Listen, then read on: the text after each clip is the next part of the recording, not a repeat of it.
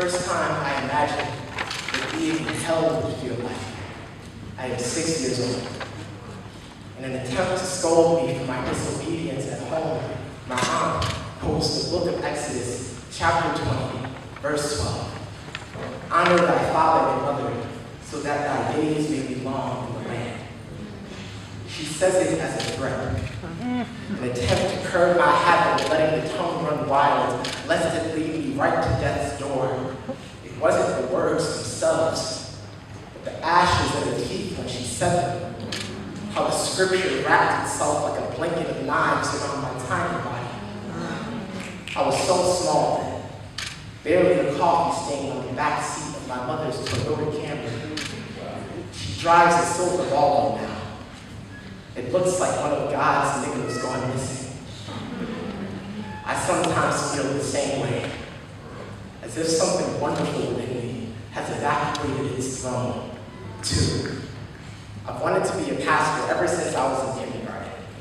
Would run up and down the stairs of my home, preaching sermons that I made up on the spot. I'd be lying if I could tell you that I remember exactly what I preached about back then, but what I do recall is the electricity in my parents' faces, how they hung their hopes on every single word. The world's smallest congregation gathered in our family dining room to hear their son expound upon the nature of joy, using words like faith and super strength interchangeably. 3, I spend most nights failing to pray that boy is not dead yet, that there is still something my mother would call holy about these hands, though I have come to trust them so much more than the words that used to shepherd my steps, the scripture that would flow like a news ticker across my mind's eye. Sometimes it feels like I'm in a battle royale with a room full of younger, more devout Joshuas, and it's not that I don't have the will to win, but that my eyes are too full of tears to see what I'm swinging.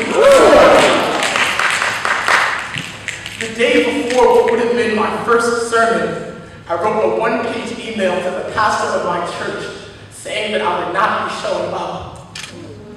Saying, I am sorry for sending this so late. I cannot proclaim what I no longer know to be true. I have forgotten the shape of my Lord's face. 5, the hardest part about starting graduate school was not the work. It was the realization that my faith had made me into some sort of zoo exhibit. The day one of my white male colleagues saw a pocket-sized Bible in my backpack and laughed in my face, the 10 Commandment jokes thrown like flawless javelins across the room, hitting no one but me. I remember calling my friend Ashan in tears. How everything changed when he told me they will always try something, but do not let them send you home. That's right.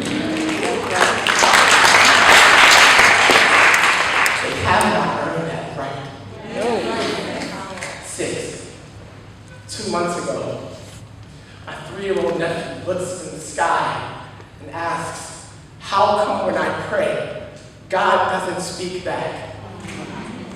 I wanted to say, of course she does, Miles.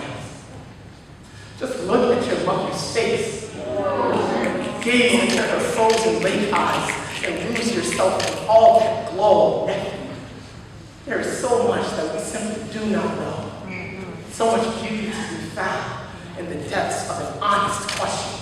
7, I am done with running. Finished with feeding the feeling that my parents' religion is an electric fence with everlasting arms, that there is only one way to live, to love, to see what is invisible to the eye, but readily apparent to the voice inside. My grandmother's prayers are a suit of armor that I will wear until the day that these bones break free. I just want my life to be a light, a megaphone, blaring Aga Shahid Ali. Prisons, open your gates. A refugee from belief seeks a cell tonight. These are not poems anymore.